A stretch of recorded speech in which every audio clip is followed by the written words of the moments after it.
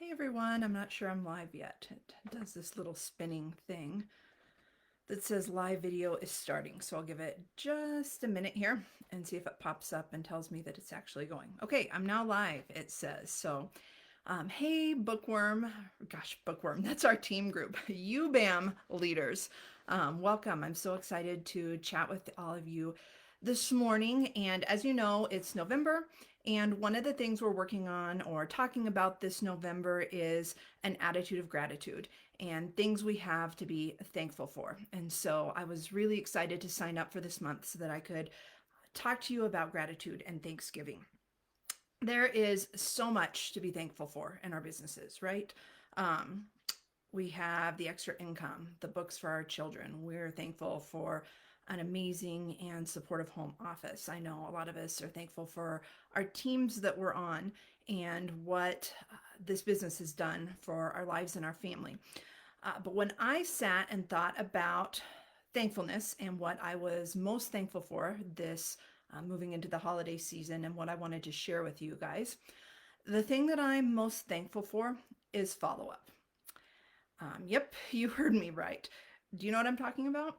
Like when you send out a message to people from your party or your VIP group and you ask them to book a party and then crickets. They don't answer. They either see your message or don't answer, or goes to their spam folder and they don't see it. And so then you have the job of going back and following up with all the people who didn't answer you. And I'm high blue. Blue and orange are my top two colors, and they're almost exactly even.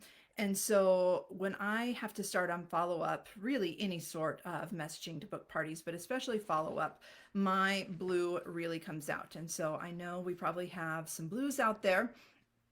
So I know you know exactly what I'm talking about. I wrote down the questions that I have.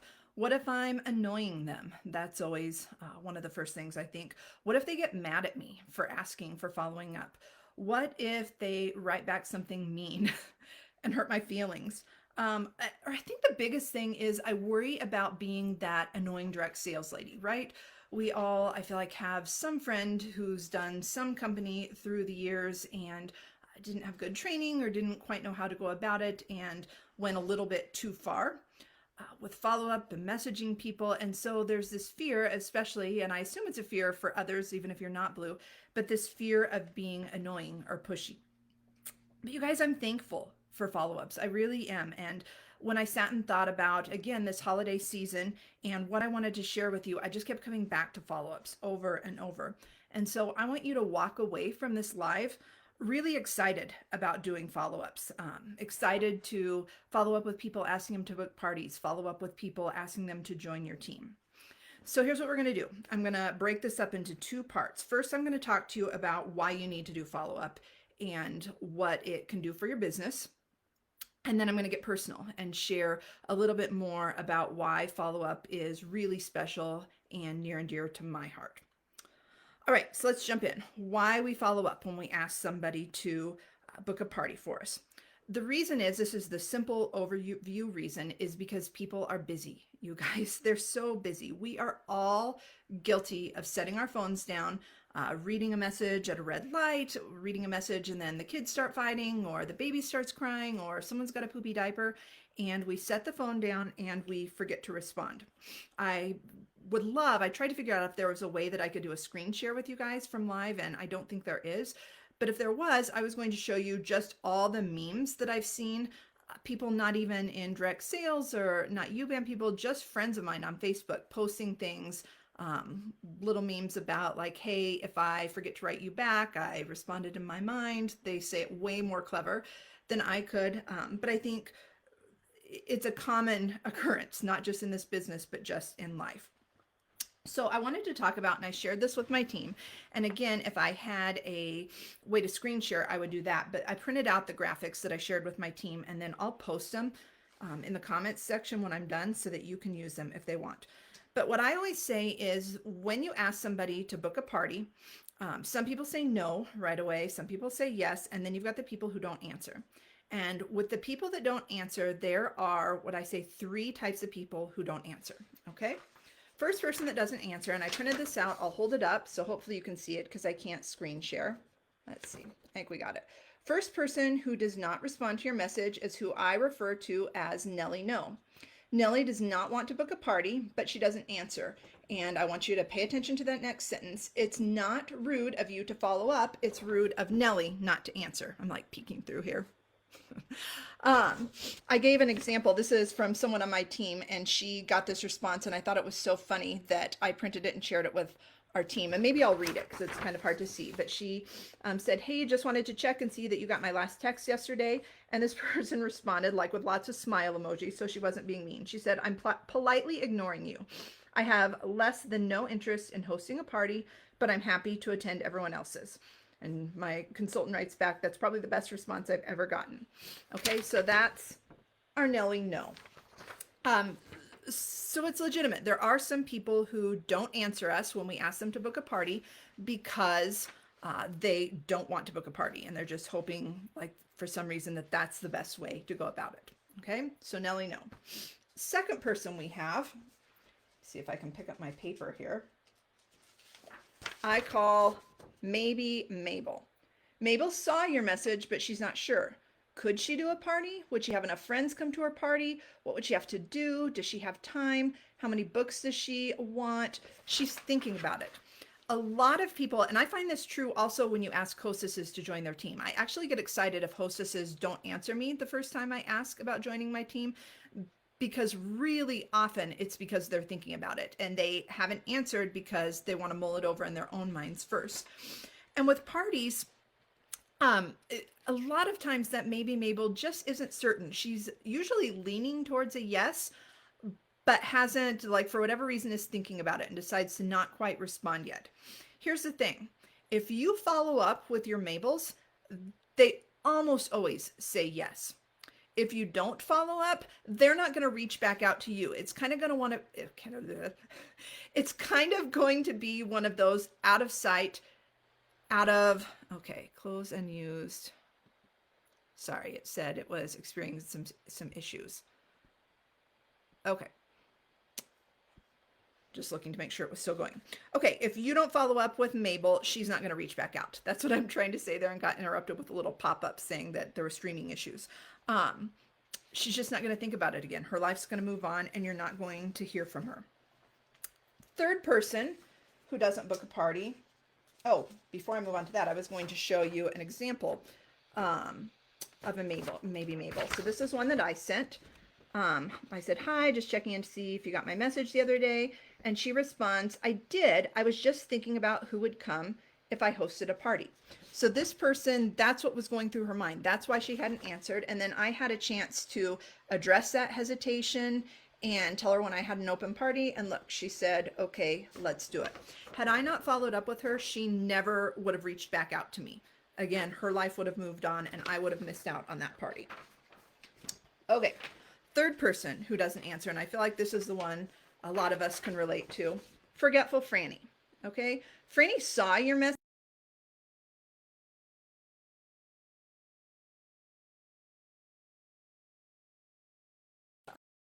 Doing something with the kids. Maybe her kids are doing virtual learning and she's working from home, and just in the crazy, she saw your message and forgot to say yes. And again, I have an example of that.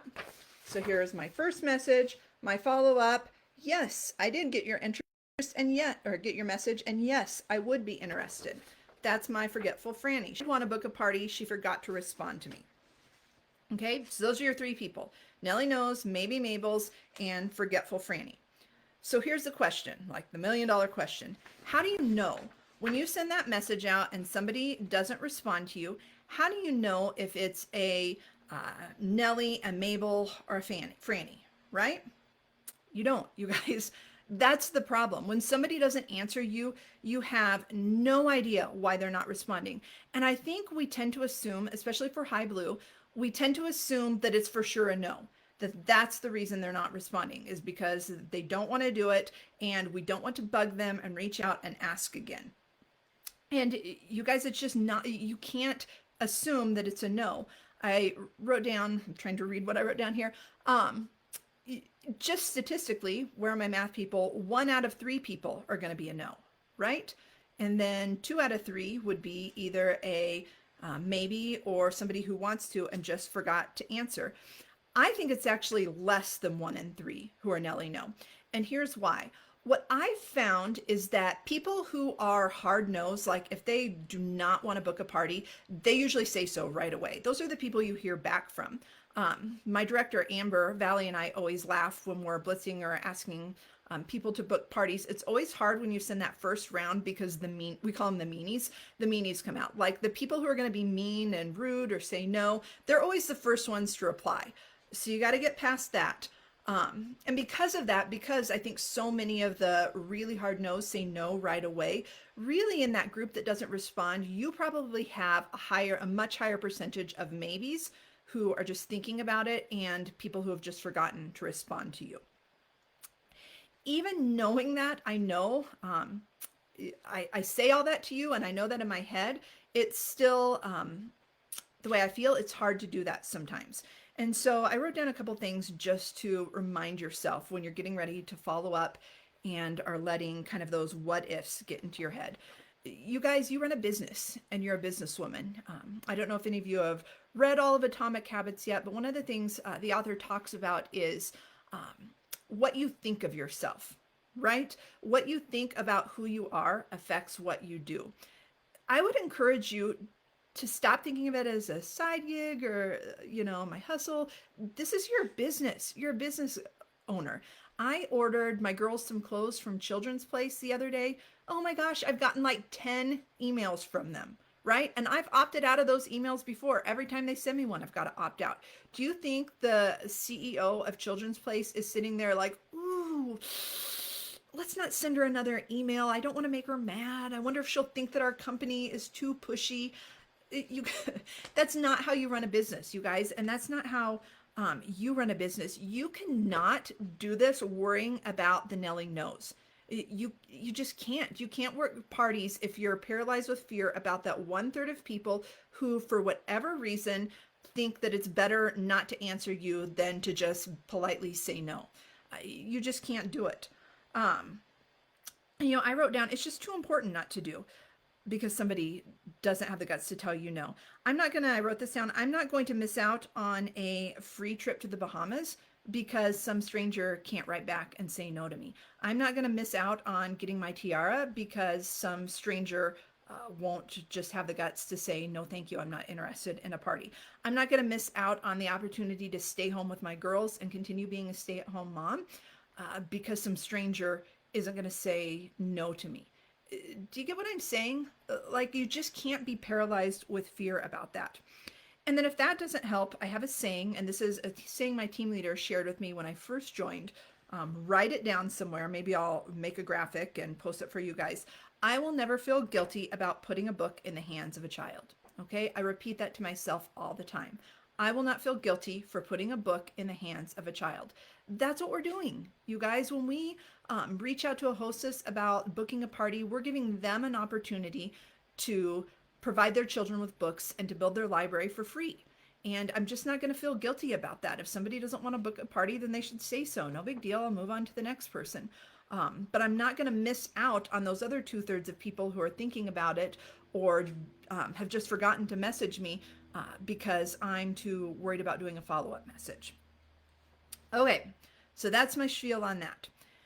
Now, want to get even more blue and just talk a little bit more about follow-up. Because again, I think I shared at the beginning, when I first thought of what am I most thankful for? And when I think of my Usborne business, one of my, what comes to mind as far as gratitude? Not only is it how I book most of my parties, follow-up is why I'm here today. It's why I'm talking to you guys. It's why I became a book lady. It's why I have a beautiful home library. This doesn't even scratch the surface. My girls have shelves full of our books. And I'm here because of follow-up. And let me explain a little bit more. I was a Nelly no. What I intended, one of my first Usborne party I attended, just didn't order, saw a couple videos. The next party I attended, I saw one post. One. It was a pre-party post. It was about our first reading library. Loved what I saw. Wrote a comment and asked the price. Megan, my team leader, wrote me back and told me the price, and it was too expensive, and I just didn't respond to that. And I knew that we couldn't afford $80 for a set of books right then. Um, and so I didn't attend the party live. I didn't comment, not one other post did I comment on during that party. And after the party, Megan messaged me and asked me if I would be interested in hosting my own party to get that reading library for free. Now, remember I said we would the what ifs at the beginning. What if I'm annoying? What if she thinks I'm pushy? Guess what? I was annoyed by her message asking me to host a party. It wasn't even her follow up. I was annoyed that she asked me at all. I didn't like direct sales. I I remember that so clearly, thinking, crazy lady, I am not going to host a party for you. That's not what I do. That's not my thing. I'll find the books at our library.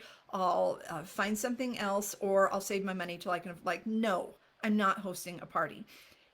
But because I'm high blue, right, I was too chicken to tell her that, so I just didn't respond and hoped that she would take a hint and not respond to me. So I wasn't even a Nellie or a Franny that I forgot, or a Mabel that I was thinking about it. I was a hard no. Um, a few weeks later, not a few weeks, a few days later, Megan, maybe a week later, I guess, Megan followed up with me, asked if I'd gotten her message and if I wanted to host a party. And I was a little bit annoyed again, like, oh my gosh, this lady does not give up. Can she not take a hint? But here's what Megan didn't know. In that time, in between her first message and her follow up, I had gone down to the public library because I wanted that reading set. My preschooler was ready to read. I knew that I loved what I saw in the video. I still remember it was Tabitha Roach's video on the reading library. And so I marched down to the library. They didn't have it. They had phonics readers, but not the first reading library. And so I looked at Bob books. I looked at, I don't know, they have like this whole library section with kits, like in a box that had all the books that you use to teach your kids to read. And they just weren't as good. I just knew that was the right one. I came home and went and tried to order it on Amazon, and it was same price. Like, ugh. I found one Pirate Pat book on Amazon. Okay. One little hardcover book that somebody had probably illegally sold from their stash of books, but I didn't know all that then. And ordered that one book, loved it. And so when she followed up with me, man, I wanted those books. And so even though I was a little bit annoyed, I was like, okay, what would I have to do to host a party? And that's when I said yes. And you guys, I'm so glad she did that. I'm here because she cared enough to follow up. I got to be home with my girls. They were 2 and 4 at the time. Now they're 6 and 8. I've gotten to stay home with them this whole time because Megan followed up. I am continuing to stay home, even though now they're in school full time all day and I could go back to the classroom. I was a teacher. I get to stay home and volunteer in their classroom and work for myself and be home when they get home because my friend Megan followed up. I got to take my family on a cruise to Alaska because Megan followed up. I got to go on a trip with my husband, like a second honeymoon, to Hawaii this summer because my friend Megan followed up. I get to take my whole family to the Bahamas next year because Megan followed up. Okay, do you get the pattern here? Do you get what I'm saying? Follow up wasn't about her. Follow up was about me, her customer. And I am so, so thankful that she cared enough to follow up with me. It wasn't about her. I'm so happy that she didn't worry about her what ifs, but worried about building my library and that I could get that reading library for my girls for free. You guys, it's always about them. It always goes back to the customer. Yeah, you book a party from them and that's great. But would you please, as you're nervous for following up, would you think about what you might be offering them? Can we not let the what ifs and our own insecurities paralyze us about the business? Could we get rid of those what ifs? The what if I'm pushy? What if I'm annoying them? Can we what if instead? What if a child learns to read because their mom earns a free reading library? What if this person is my first team leader? Yeah, because I was Megan's first team leader. What if this person is my first exec and how I earn my tiara? Yeah, guess what? I was Megan's first exec. Do you think she dreamed any of that when I was the random person who commented on one post in the party and ignored her first message when she asked me to host? And here's the big, thing that I'm great again talking about all those what ifs and all the positive what ifs and things to be grateful for. So I brought this favorite. We've all seen it. Okay. Now wait just a minute. I have something to say after hearing what ifs all through the day. I hear all your worries. I hear all your claims. But what if you're wrong? Asks Jonathan James. I'm going to skip to the last page here. And what if the chance I take in the end is just how I find my very best friend? Here's the thing. Again, Megan didn't know any of that when she followed up and asked me if I wanted to host a party. The other thing she didn't know is how much we'd have in common, that we both had the same sense of humor and shared the same faith and really needed a friendship in our lives. Megan is somebody who I talk to every single day. We Marco Polo all day. We chat. We ended up then through one of my recruits, Christine. The three of us are in a group message. Again, if I had a PowerPoint that I was able to show you, I was going to just get snippets of conversations. Can you please pray for me? My daughter's sick today. Can you pray for me? Can you pray for my husband? Can you pray for my family? Can you pray for my dad? Can you, he's having open heart surgery. I share everything, and I mean everything. There is nothing we haven't chatted about. She followed up and I gained a friend. And again, I said, when I think that's why I keep coming back to when I thought of gratitude, why I'm so grateful for follow up. It's because that's how I got my friend. And so I brought, again, tried to print out some pictures for you guys to see. For, I guess, 2 years, I only knew Megan through the computer as my good, dear friend who had introduced me to Usborne and cared enough to follow up. This is us in Juneau, Alaska. That's the first time we were able to meet. Actually, we met on the boat. I remember seeing she and her family and recognizing them from pictures. But the Alaska cruise was the first time this person who I had prayed for and talked to and shared everything that I actually got to meet in person. And not only did we get to meet, let's see if I can, I don't know where I put it. Here it is. Our families got to meet. So those are her little girls. That's my oldest in Alaska. My youngest, her sweet husband was pushing around in a stroller because she was seasick and couldn't make it up the mountain. And so her husband pushed her in a stroller on this bumpy hike. So our families got to meet each other. Our little girls Marco Polo each other, which is just the cutest thing ever. And then this one is from ELC, Executive Leadership Retreat. And that was both of our first ELC that we got to go to together. We've got to experience ELC together. Again, all because she followed up. And so I'm thankful for follow-up. That's all I have. Thank you for listening. It's again a season of gratitude. And when I think of my business and so many things to be thankful for, I'm just so thankful that Megan followed up with me so that I'm here. All right, let me see if you guys have any questions, but otherwise